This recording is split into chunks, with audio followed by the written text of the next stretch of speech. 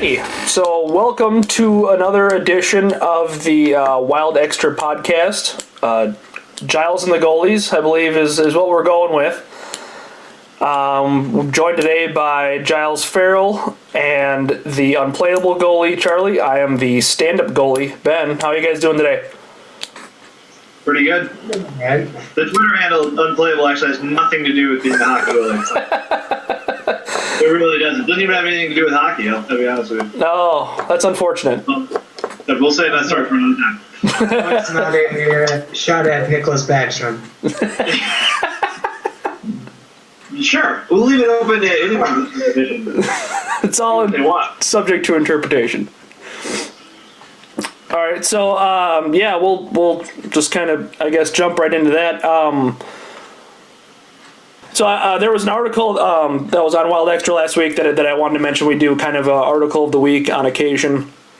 And there was a fantastic article by one of our writers, Aaron Lipensky, about the penalty kill this season and how it's vastly improved from 27th in the league last year at around 78% to 7th so far this season at an 86% clip.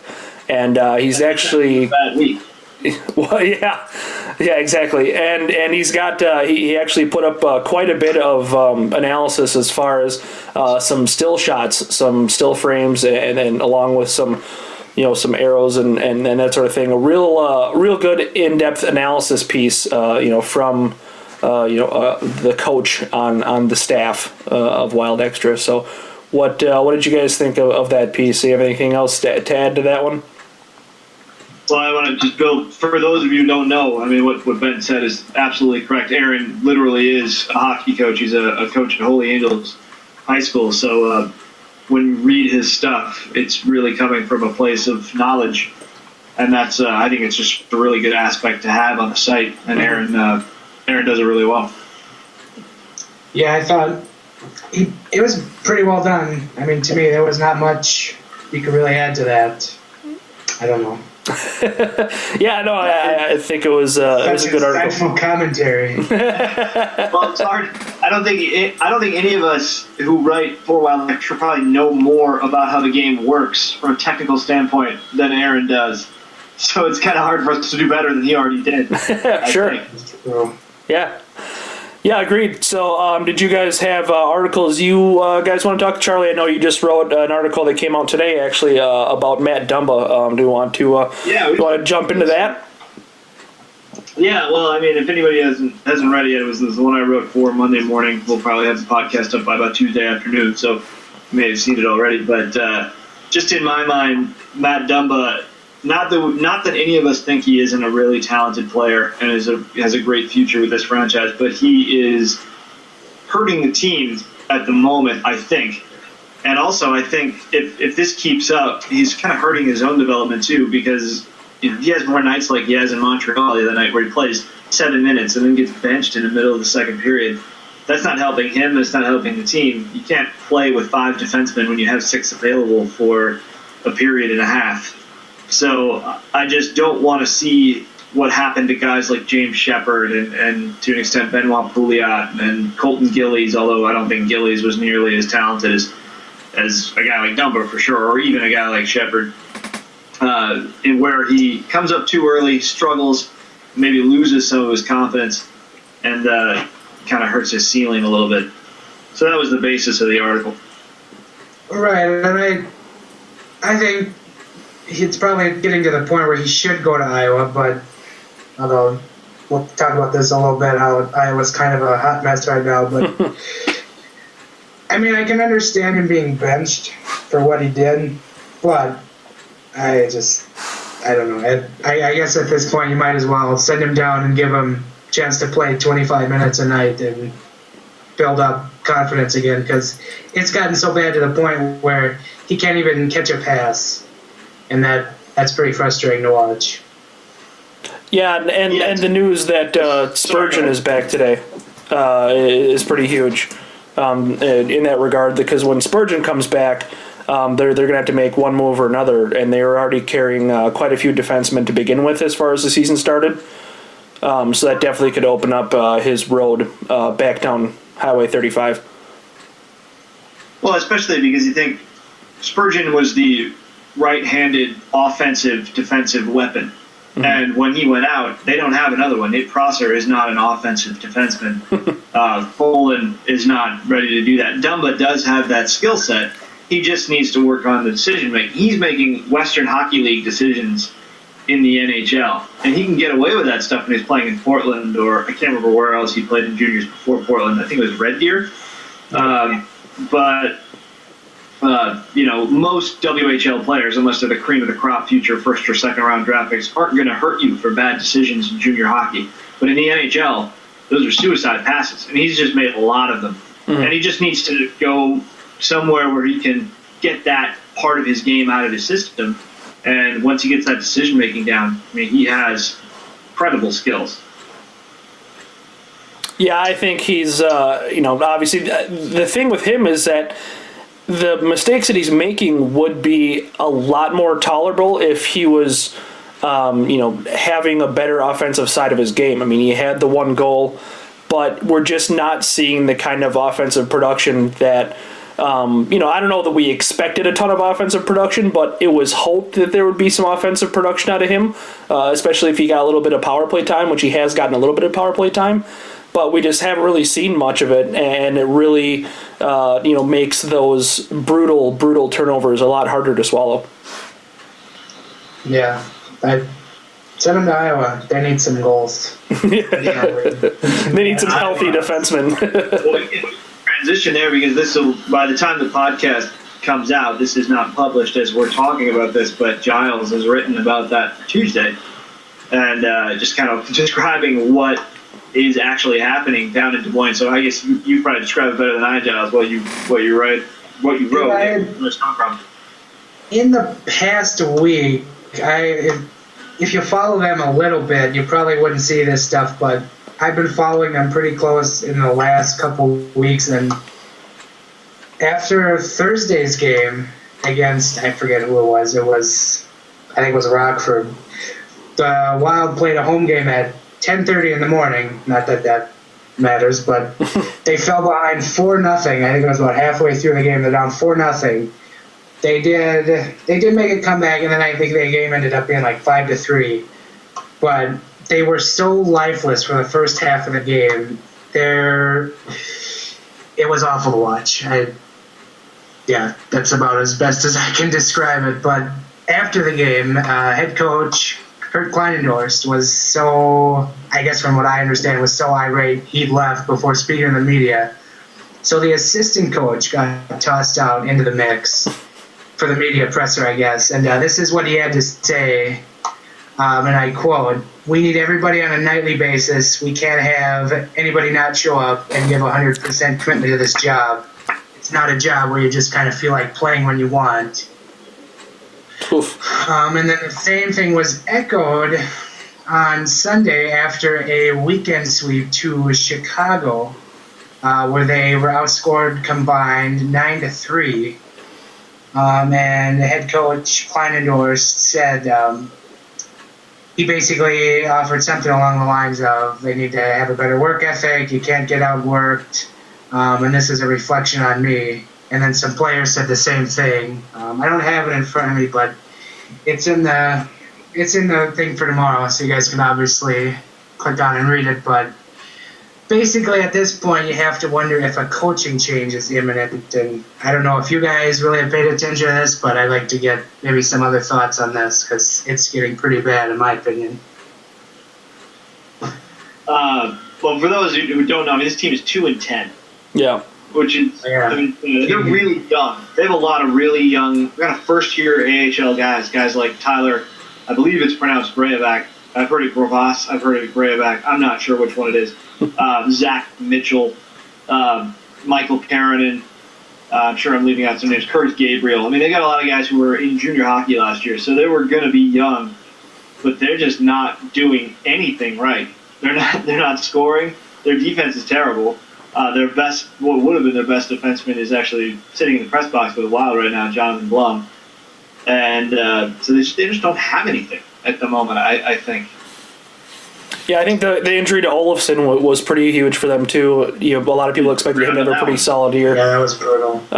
So Gustav Olofsson was a guy that was expected to shore up their defensive core and maybe even make some cameos in St. Paul this year, but he's out for I think an undetermined amount of time after a medical procedure. I forget, something with his shoulder, I believe, or something like that. Do you think that if he was healthy, we would have already seen him? Ooh. In St. Paul with the struggles of really, I mean, you talk about Dumba, you talk about guys like Ballard has been sick. Right. Prosser has been pretty bad. Yeah. Even by Prosser standards. And Folden has struggled, although not as much as Dumba, although we haven't seen him as much because he was sick too. Yeah. Do you think Olsen would have gotten a shot? Maybe. I saw him at the open practice and he was skating. He was taking first team reps because the way they had it split up was there was three groups that each had essentially an NHL line.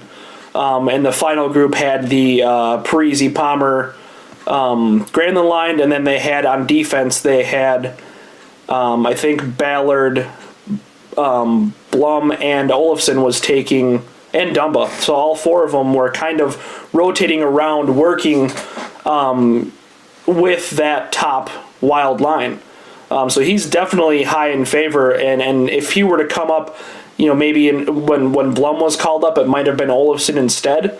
I'm not exactly sure, but it would be interesting. I mean, who knows, what the rest of the season holds for him, but I think that they're pretty high on him, and they think that he can defend at an NHL level relatively quickly. Find out how long-term his injury is? I don't know exactly. I never heard of it in a while.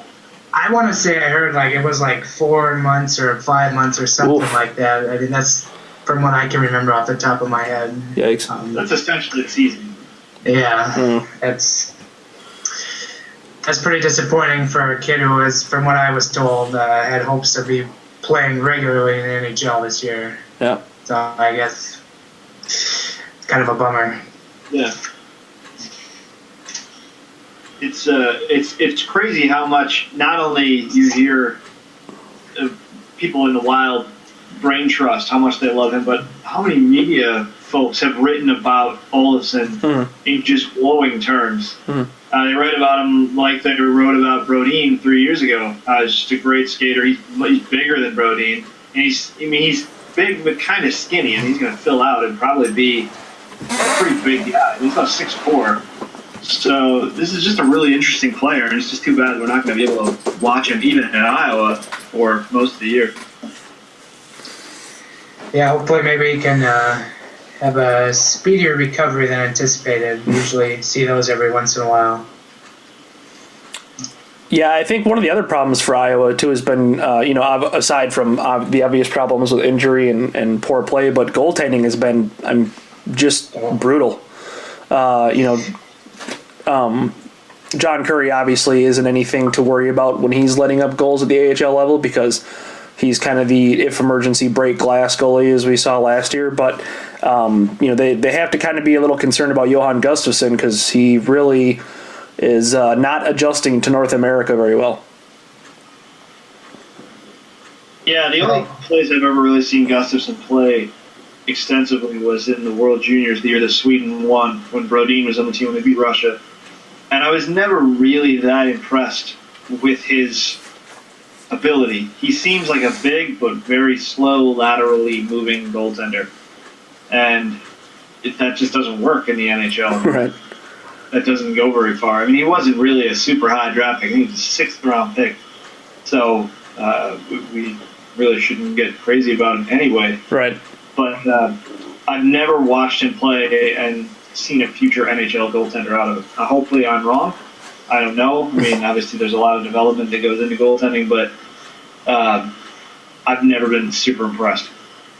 From what I've seen of him this year, I've been sporadically able to watch some of their games, and he lets in soft goals or he'll give up big rebounds that turn into goals. And, obviously the team doesn't really help him out given how bad they've played, but still at some point you got to make some decent saves, and he just hasn't done that yet. Yeah, it's all kind of, there isn't really a silver lining to Iowa right now, unfortunately. It'd be nice if they had a forward that was still scoring a lot, or if they had, some kind of glimmer of hope. But right now, it's just kind of one giant storm cloud over Iowa as far as that hockey team goes. I think Jordan Schrader's double digits in points. So there. That's about it. Probably. I think he has like 11 points, I want to say. Yeah. So I didn't get their goalie stats right now, and it's just depressing. Against the average of 3.7 and 3.72. Yikes. It's awful.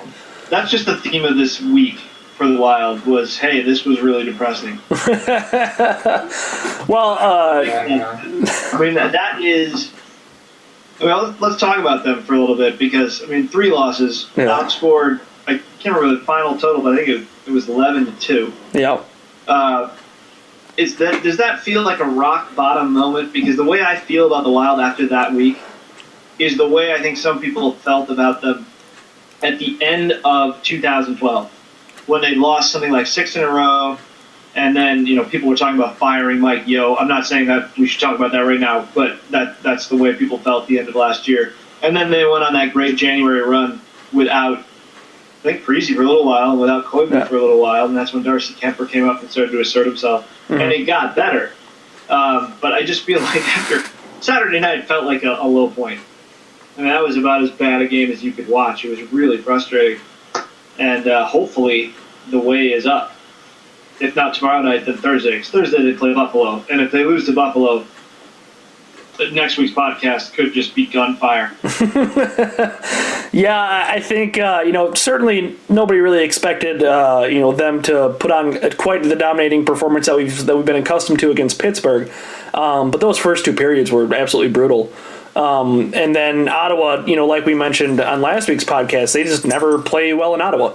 And they outshot the Senators and still lost that game on maybe some soft goals, but then Montreal was just, that was an all-out, just ruthless bitch slapping. Really, it was not good all around. It was not fun to watch. They just weren't playing their game. They got outworked. They got out hustled. And they made a lot of really not typical mistakes as far as the season has gone. They looked like the team that we were so frustrated by in the middle of the season last year, like you were saying. They didn't look like the team that we've seen this year. I didn't get to see them. I didn't get to see the whole Montreal game. I've only been able to see the highlights, but the first 2 games of last week against Pittsburgh and Ottawa, big thing was the Wild were not as able to carry the puck in the zone. They were being forced to dump it in and try to fish it out, which was generating nothing for them. Like I said, I didn't know if that was still a problem in Montreal, but that's why in the first 2 periods against Pittsburgh, we just got suffocated to death. We did nothing. It seemed like to me, and not so much in the Pittsburgh game, but really even in the Montreal game, even though it was such a terrible game, and especially against Ottawa, is that the Wild would control the play for really long stretches of time, and then they would make one mistake, and that one mistake would cost them. Mm-hmm. And when they were controlling the play, they weren't scoring, obviously. They scored 2 goals all week. But they were getting all sorts of chances and just not finishing anything. And then one opportunity goes back the other way, and it goes in. And they didn't deal with it very well. And, that is a pretty tough thing to deal with when you carry the play and then you're losing. That's just the worst way to lose. And I think that's kind of been a theme of all their 6 losses this year, is that a lot of them they have really dominated for stretches of time, and then it just hasn't come to fruition for them. Then the puck's in the back and then at the other end off some maybe fluke bounce or one opportunity. It just seems like when they play, like an Ottawa or an Eastern team, or they always get beat by these 3rd or 4th line players that I've never heard of before. Like Ottawa was Mike Hoffman. I had no idea Mike Hoffman existed before the other night. Mike Hoffman, I believe he was a first-round pick, but I'm not sure. Wow. Like a low first-round pick. couple of years ago. But you're right. He made his legend on Thursday night. Or, Chris Neal, or I don't know. You never get beat by the best players. You get beat by the fourth line players, which just drives me up a tree.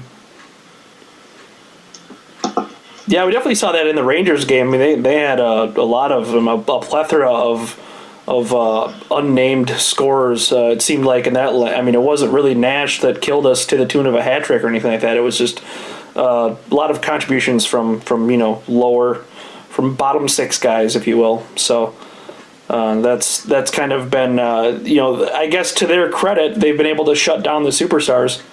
But they just, like you guys were saying, just get killed on that one-off turnover where some third line wing takes the puck and skates all the way down and rifles a shorthand shot past Darcy Kemper. By the way, I want to correct myself. I was way off on Mike Hoffman. He was picked 130th overall. Just 3 career goals coming into this year. Oh, jeez. I'm glad to have accounted for 40% of his career total. Oh, tremendous. So, speaking of other dark storm clouds, we're still kind of dealing with, the power play issues, which is something that's a little bit relevant coming into this week because we get to play the Buffalo Sabres on Thursday, and they're the only team in the league with a worse power play than us, sitting at a lofty 4% to our lofty 5% on the power play. Now, we had the 2 goals in Dallas, and we kind of thought after that, when it rained, it would pour. And it turns out that, we basically just got the one-night sun shower, and then it was back to the drought again. What do you guys think are the problems? I'm kind of in the camp of thinking that they just need to shoot a little more, or put some more shooting first type players, mix them into the power play a little bit. What do you guys think about the power play? It's not really a way to fix it, but it's what scares me about the power play is that early in the year they were shooting and not scoring. Mm-hmm. Over the last maybe 5 or 6 games, the problem has been getting into the zone. That's when you know your power play is bad. If you're shooting and not scoring, that could just be down to luck. That'll even itself out over the course of a year. But if you literally can't put cohesive passes together to get into the zone, then you're really screwed. And of course, this is without Spurgeon, who's a big part of it, and just guys who can play the puck better. We've talked about Dumba. He's been playing on the power play, and he hasn't been able to make passes. I mean, he bounced one off somebody's shin against San Jose, and it ended up as a breakaway for Patrick Marleau. So that's what scares me right now. But as far as fixing it, I'm not really sure because they were shooting a lot early in the year. Just wasn't going in. Mm-hmm. I think, for me at least, the biggest thing was they don't have anybody standing in front of the goaltender. Mm-hmm. That's why they scored the 2 goals against Dallas. Was Vanek was literally 2 feet in front of the crease. Niederreiter standing right in front of the goalie, tipped it in. And then really Stench, you just kind of see him, hang around the crease, but the goalie has a clean line of sight on the puck. So it's a pretty easy save for him to make, unless he just goes Backstrom on it and lets it squeak through. I am way too hard on Backstrom tonight.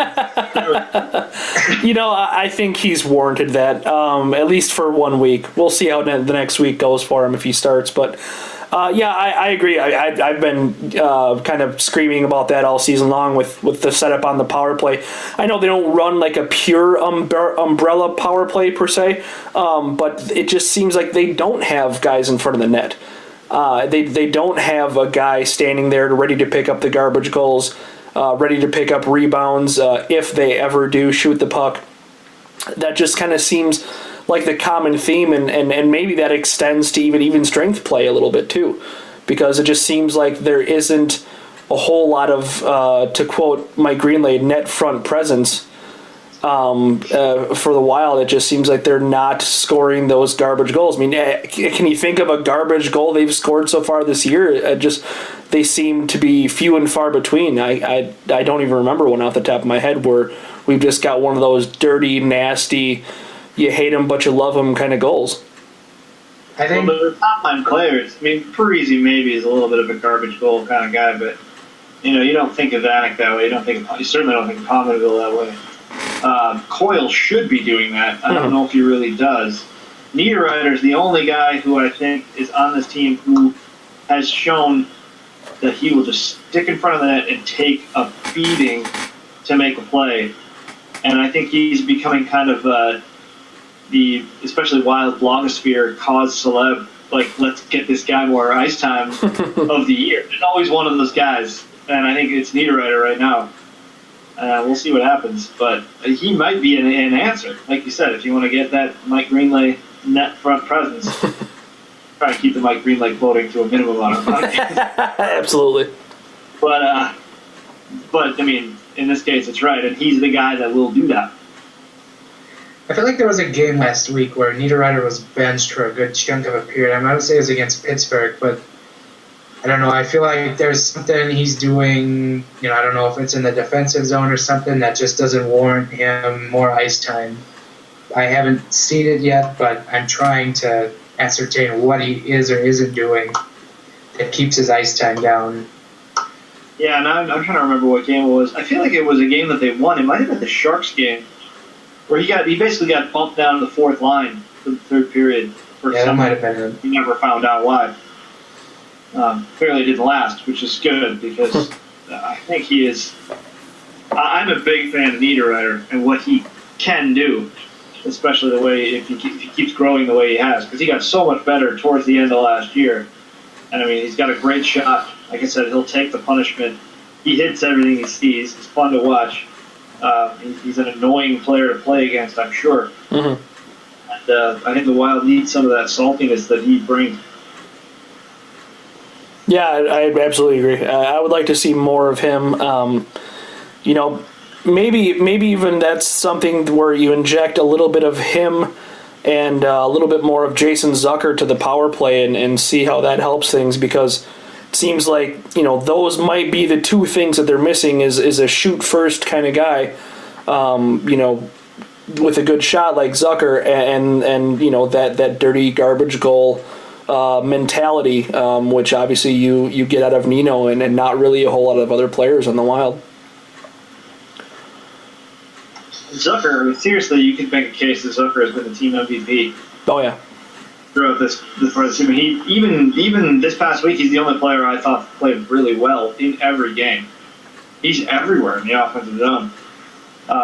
It's not really working out in terms of goals, but I think he at least had an assist on one of the few goals they got. I think against Pittsburgh, he made a nice play to get it in front. I don't know if he had any points, but yeah, definitely, certainly has been impressive thus far, and definitely taken to heart the more defensive-minded attitude in addition to his offensive skills. It's been a nice, I don't know what's the word, transition for his game, and it's paying off for him. He's getting, 16, 17, 18 minutes of ice time now a night. Mm-hmm. I think he's legitimately become a top six forward, and hopefully the points will come with it. Yeah, it really seems like that line, with him, Koivu, and Coyle has really, been outstanding. Obviously, they haven't scored in the last week very much, if at all, but or in the last 2 weeks since they've been together. But it just seems like the amount of time that line specifically spends in the zone and the amount of opportunities that line gets just absolutely dwarf every other line that the Wild is putting out. Even when Parise was healthy and in the first line, they were playing better than that first line, which got off to the season at just an absolutely torrid pace. So I'd like to see more of that. Koivu and Coyle are destined to be on a line together for a while, and so if they can just find a third player, like maybe a Zucker, clearly Vanek didn't work, that just to keep that line or get those guys going, that would be pretty nice, because at this point I'm starting to even wonder who Mikko Koivu can mix on a line with. I mean, is this a situation where do we need to blow up all the lines we've got and just try something different? Just like, line? Or tonight? I feel like that's something that'll probably happen, because I feel like the Parise, Granlund, Pominville line was just written in ink every night. But now that Parise's out, they're getting a chance to maybe mix and see who works with who and whatever. So maybe when he comes back, he won't instantly go back on that line. Mm-hmm. And it's I'd like to interesting. see Warwick Randall too. He's just not really taking over games the way he should be, and he can. I mean, I think he's been really passive this year, especially in the offensive zone. Yeah. And like you said, that line was set in stone, and now it's the Pominville, Vanek, Randall line, but just has not stepped up the way a number one center should. And for that matter, none of the centers except Ryan Carter have really fared well so far this year, at least on a points production. Yeah, it was interesting to see the instant chemistry with Pominville and Vanek. Obviously, they've got quite the history together, but that only goal in Montreal was kind of a thing of beauty. So with Parise back, it would be interesting to see if they do reunite the line with Parise, or if they do keep Vanek on that line and bump Parise to the Koivu Coyle line, or what happens with that. That'll be obviously one of the chief storylines to follow when Parise makes his return, possibly as early as Thursday from what we're being told, but not necessarily Thursday. So we'll see what happens with all that. I mean, it's Buffalo. Nice tune-up game to get everybody back on a... Like on New Jersey first. Yeah. But Parise is not playing against New Jersey. They're Parise, Spurgeon, and Harding are apparently making the trip. They were all practicing today, but we may see possibly Parise and Spurgeon on Thursday for that glorified practice against the Buffalo Sabres. We really should be careful about saying that too much. I know, right? We've just trashed the Sabres ungodly on this podcast over 2 weeks. And then the Wild Extra podcast will cease to exist after this. 5 goals from Pat Molson. God help us. Put my jersey on the ice if that happens.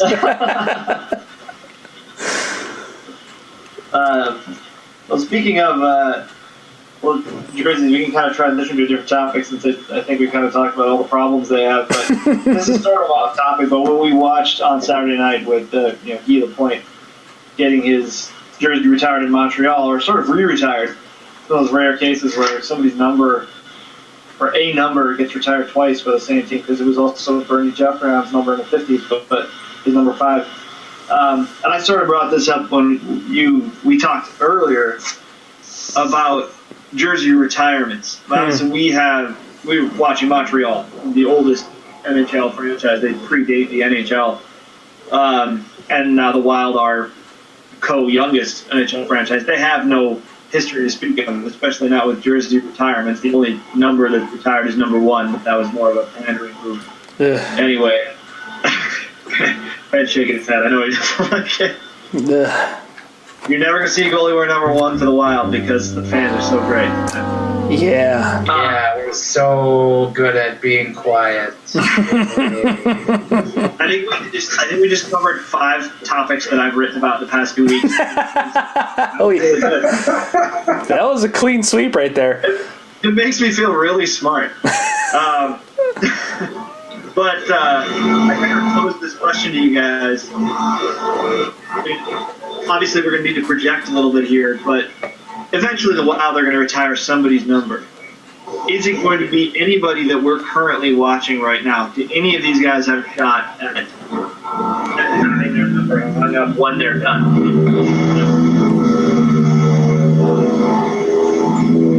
Vacuum cleaner. What the hell's going on?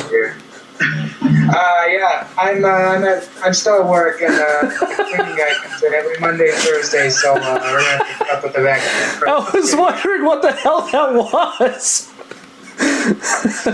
Can we ask him what he thinks about jersey retirements? That would be awesome. Well, I closed all the blinds in the conference room, so I can't see where he is. But I'm actually not even sure if he knows I'm in here. I'm waiting for the door to open and be like, oh, whoops. It's going to be great. Obviously, we're doing this on Google Hangout because we couldn't get to one spot for this one, but I really want to see that happen. I know. Someone come in there and just freak out and then run out. It'll probably happen, and I'll bank on it. There's a loud vacuum. That's part of the time, I guess.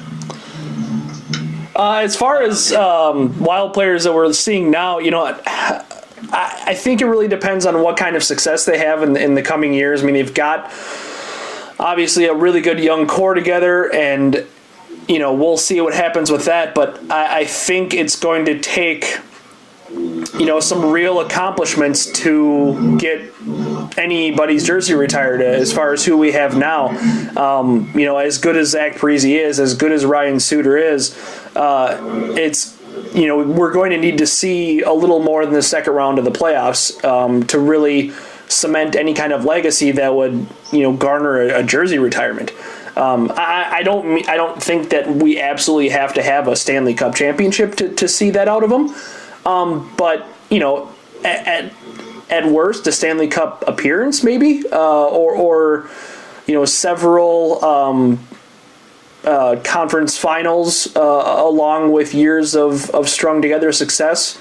To see Parise, Suter, maybe even Koivu, and then you've got the young guys. I mean, who knows what the future holds for Granlund, Coyle, Niederreiter, guys like that who are still getting better and still developing their game and could very well end up being that kind of franchise player that you hang in the rafters. I think my fear with this is that, like the number one for the fans kind of thing, somebody like Nico Koivu will retire and he'll have all his borderline kind of credentials to be an all-time great. He'll finish his career at the Wild, and they'll just say, yeah, let's do it. Because we need to get somebody's jersey number up there, and people won't really love the idea. I mean, Koivu is a kind of a divisive player already as it is. Even if he is a Wild lifer, which is very possible at this point. We'll see what happens at the end of his next contract. But they'll just say, all right, let's just impose some history on this team and retire a number just for the sake of retiring a number, which I would hate to see. You want to see it happen to somebody who really deserves it. Mm-hmm. And you're right, with guys like Parise and Suter, I mean, obviously by the time we get to this point, it's going to be like 2025. So we may all differently. Some of us may even hate the Wild by that point. Who knows? But who knows where we'll be in 10 years, guys? Just watching, 3 years, in 3 years, they'll commemorate the 10th anniversary of Wes Walz' retirement by retiring his jersey. Oh, God, that was... Just because they've run out of events Wes Walz can do for the team. That's true. They just you've done a lot for us. Retire your number. Andrew Brunette, too. Yeah. I actually worried that they would retire 15 because he scored that goal against, Colorado and ended Patrick Waugh's career and all that kind of stuff. And I think Andrew Brunette is one of the most interesting players this franchise has ever had and has done a lot for the franchise, especially on the ice. But it's not to that level, obviously. No. Especially when you leave for 5 years and go play for a rival and then come back. He played again. That was the worst. That was the worst, watching him beat up on us with the Avs in the playoffs that year. And then, we signed him the next summer. Well, it's all right. We signed him again, and then we never made the playoffs. Right. When he went to play with Joe Sakic and scored 85 points. Yes. He wouldn't score 85 points playing with Joe Sakic. Slight inflation from playing with Joe Sakic. Yeah, I think it's worth noting that his number 15 has also been donned by such Wild superstars as James Shepard and Danny All-Star Heatley. And that seems like it kind of taints the legacy of that number a little bit. Maybe it's just me. And I think there's probably some others going further back that are even less deserving. You're probably right. I think I'm gonna take a serious guess just for the sake of it and say in 25 years they'll retire Jonas Brodin's number. He'll be the dark horse in this. I can see that. That would be a guy. I mean, obviously that takes a lot of projection of what his career would be like. Mm-hmm. But if he becomes the kind of player that everybody always talks about, that's the kind of guy that it could happen to if he stays with the Wild for his whole career. It racks up a couple of Norris trophies or Bobby Orr trophies, depending on who you ask. I'm looking up the all-time jersey numbers for the Wild here. I'm just waiting for the page to load. I want to see who's all worn 15. While we're waiting, just remember, Shepard had to give it back. They actually had a pretty good commercial about that one. I remember that. Getting his jersey back. Really the only redeeming quality of that whole situation. Pretty much. If we're going to throw out rare numbers, let's throw out Marian Gabourik's 83 from his rookie year. Oh, really? Oh, that's right. Or Koivu's 21. Yeah. I remember that. Mark, thank you, Mark Parrish, for leaving. Oh, you only left out one player who wore 15, but it's a great one. 2000, 2001. You guys ready for it? Yes. Great trivia question. J.J. Daigneault. Oh, wow. I do remember. Charlie drops the mic and leaves the room. Yeah. That is a very drop the mic moment. Jesus. For a second there, I was thinking, is it going to be Auntie Loxman? Oh, ugly. I'm gonna throw this out here. Nobody has worn 43 since Warren Peters left. Just saying. Well, no, but he could. I mean, how would they be able to live up to the legend that was Warren Peters? Top blind center. You could take it. Yeah, that's right. I could take a 5-minute major. Yeah, I'll do it. So along the same lines of jerseys, briefly, I wrote an article for another site about jerseys advertising coming to the NHL. One of their top-end execs said it's basically on its way, and it was a forum that I threw out there on Wild Extra, and some of our writers and members responded to that. What is your guys' feeling on advertising appearing on jerseys in the NHL for the first time?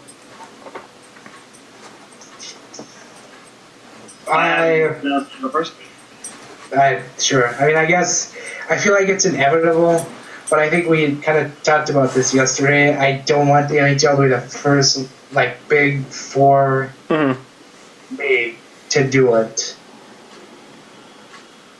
I don't know. Just from a jersey collector standpoint, like I am, but clearly not on the same level as Ben is, as I've learned in 2 weeks of this podcast. Yeah. It would stink if they put the ads on the jerseys that they sell to fans, but that's another topic for, I guess, a different day. Yeah, that would be the big one. And obviously it would never happen where they would put ads on jerseys that are game worn but not on replicas, because obviously whoever's advertising would never go for that. Right.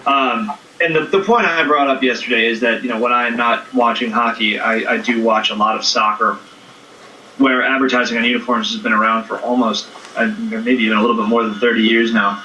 And I don't like it. I would rather it wasn't done in the NHL, especially because I think the figure that one of you threw out there yesterday is that it's about $4 million a year is what each team can expect to gain out of this, which seems like chump change for an NHL team. Kind of does. But if it does happen, as long as it is done the right way, and by the right way I mean not the way teams in Scandinavia do it, that is ridiculous. Awful to look at. Yeah, where it basically just looks like somebody did performance art on a jersey for 15 minutes and then walked away. Even Kyle Gradlin's jersey with IFK was just not fun to look at because it was just plastered in advertisement. Mm-hmm. They do all sorts of weird stuff over there. I mean, with the gold helmets for the leading scorer and stuff like that. Those Scandinavian leagues are very odd. But getting back to what I was saying,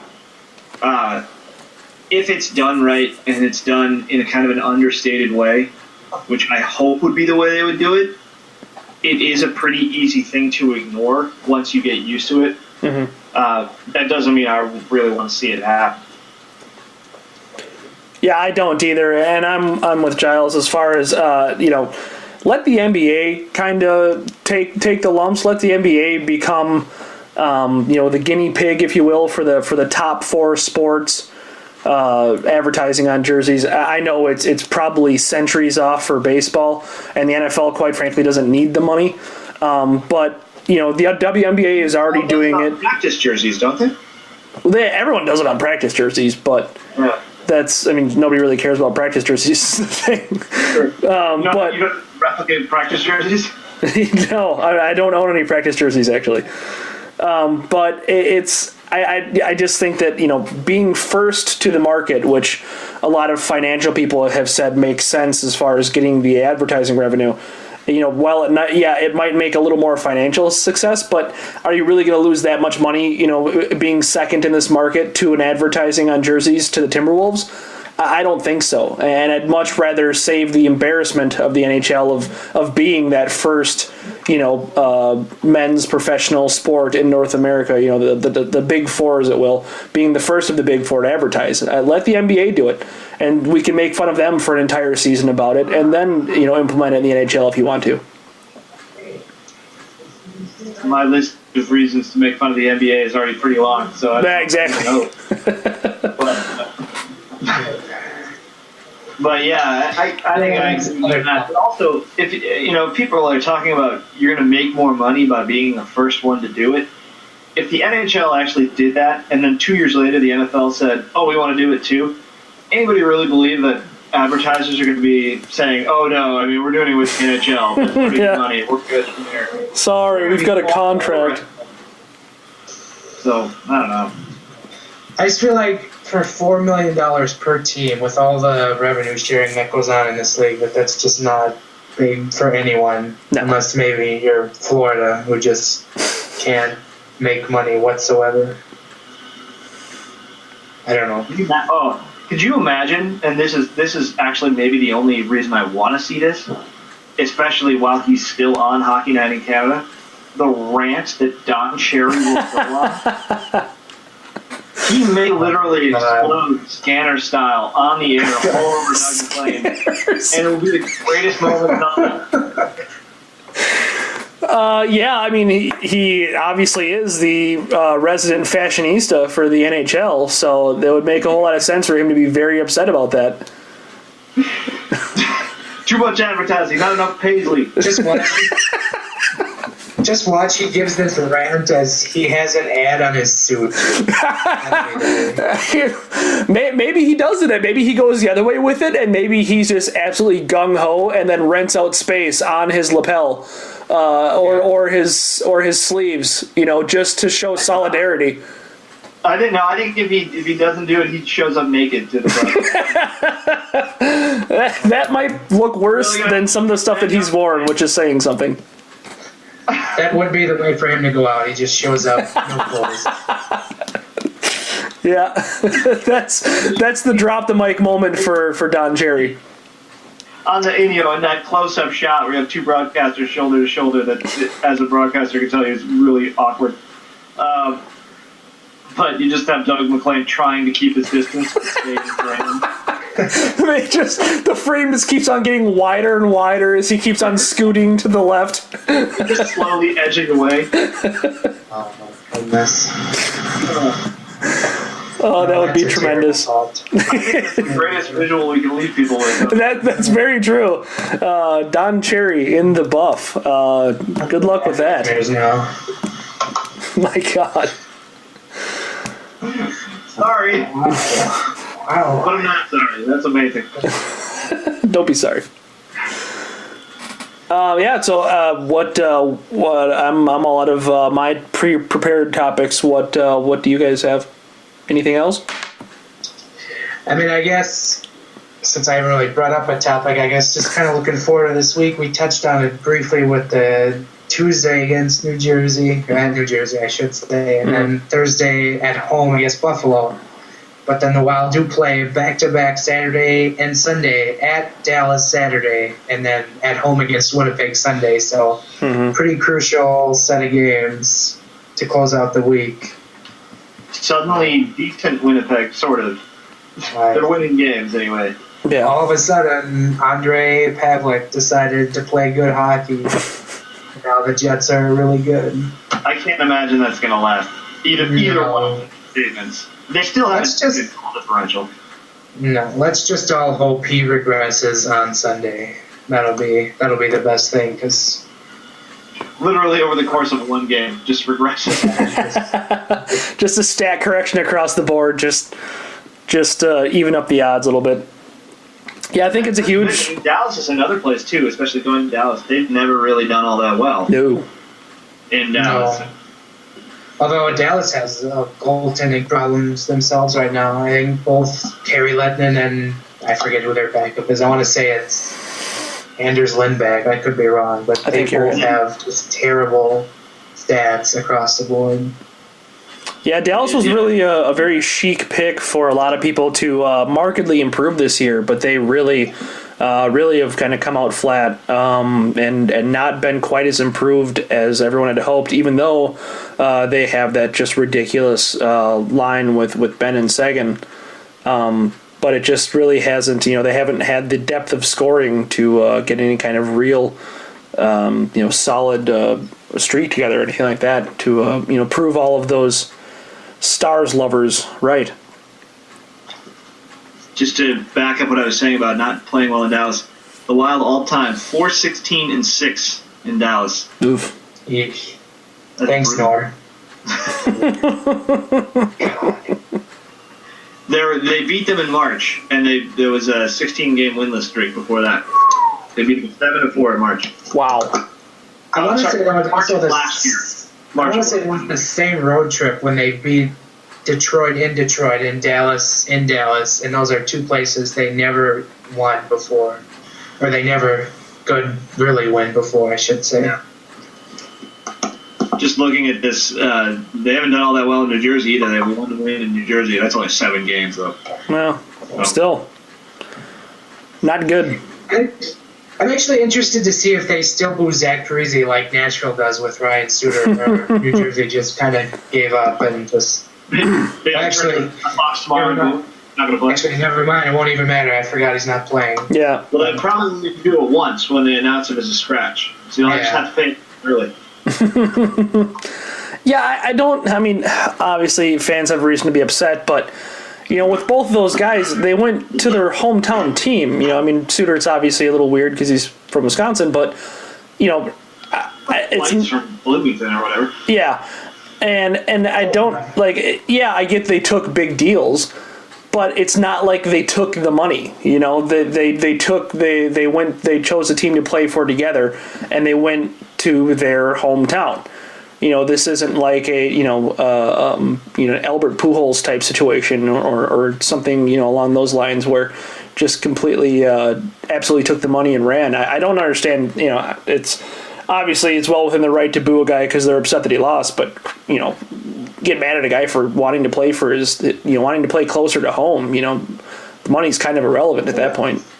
And also, more of it had to do with the fact that they thought this team had a brighter future than either their prospective teams that they were coming from. You can understand Parise from New Jersey. Marty Brodeur was at the tail end of his career. Mm-hmm. Who knows what was going to happen with the goaltending, and it just didn't seem like, or it seemed like that was their last real shot at winning the whole thing. And same kind of with Nashville. They really went all in that season to try and win it with, I forget who they signed, or they traded for all the Kostitsins, and they brought in Radulov from Russia, and it just turned out to be a train wreck for them. But it just seemed like the Wild had a brighter future. That's also a big reason why they came here. Yep.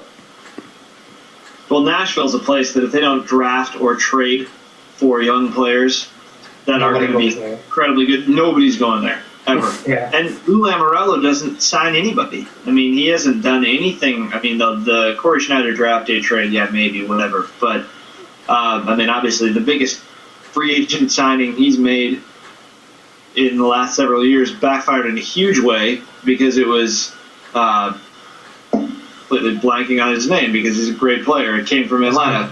Ilya Kovalchuk? Yes, Kovalchuk. Yeah, the dastardly deal. First round draft pick. Yeah.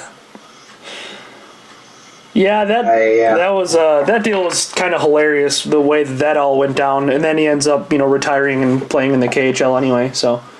Right.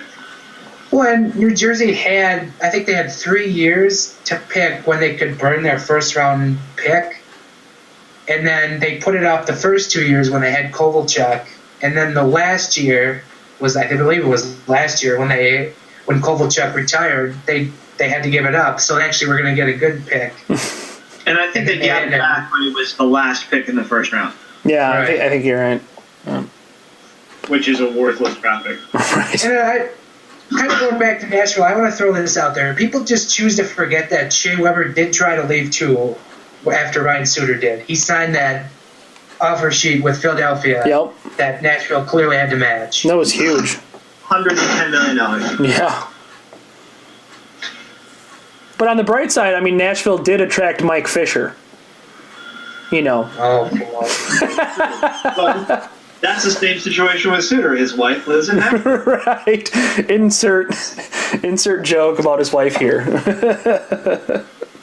Although I will admit, Nashville did get a really good deal in the draft. I think it was 2 years ago when Seth Jones fell to them at number 3. I couldn't believe he went that far, but they Also, the went trade they made to get Philip Forsberg out of Washington looks like it's going to pay off. That's what I say about, they can draft young players, they can trade for young players, and Forsberg was a top 10 pick, and he started to look like a really good player. And Nashville got him for Marty Erad, who ended up being a fourth-line player for Washington. So, But good job, George McPhee. All right, Charlie, did you have anything else to add to this illustrious podcast? we covered everything. I mean, once I got Don Cherry naked out there, I think that was about the topper. I think I'm just going to retire at this point. Actually, Not a bad I idea. should thank you for saying those things about Don Cherry, because the cleaning guy did give up and stop after that. So. He must have heard. Yeah, I don't blame him. I don't know what these guys are talking about, but it sounds weird, and I am out of here. Talking about union right now. All right, well, yeah, I guess that'll wrap it up.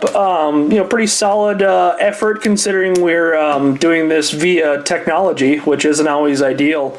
But given the horrific snowstorm that we had to endure in mid-November today, that kind of makes sense. So we'll see you guys again next week. The listeners, we will talk to you guys again next week. Until then, we don't really have a closing for this podcast. We should probably figure something out along those lines. Maybe something beneath singing, but something a little more entertaining than goodbye. I mean, I guess I'll just yell, "Bye, tell your friends." Hold on, I got a good drop for it. I've got a good drop here. We'll finish on this. The worst episode ever.